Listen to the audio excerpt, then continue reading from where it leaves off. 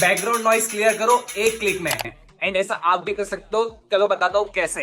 सो Google पे जाओ and उधर जाके लिखो 11 Labs वॉइस आइसोलेटर एंड जो पहला लिंक आएगा सिंपली उस पर क्लिक कर दो। फिर थोड़ा सा नीचे स्क्रॉल करो, उधर आपको अपलोड ऑडियो का ऑप्शन देखने को मिलेगा, सिंपली उधर क्लिक करो एंड अपनी ऑडियो को इधर अपलोड कर दो। एंड फिर कुछ देर प्रोसेस होने के बाद आपकी ओरिजिनल ऑडियो कुछ ऐसी सुनाई देगी। बैकग्राउंड नॉइस क्लियर करो एक क्लिक में। एंड ऐसा आप भी कर सकते हो, चलो बताता हूँ कैसे। एंड फाइनल ऑडियो कुछ ऐसी सुनाई देगी। बैकग्राउंड नॉइस क्लियर करो एक क्लिक में। एंड ऐसा आप भी कर सकते हो, चलो बताता हूँ कैसे।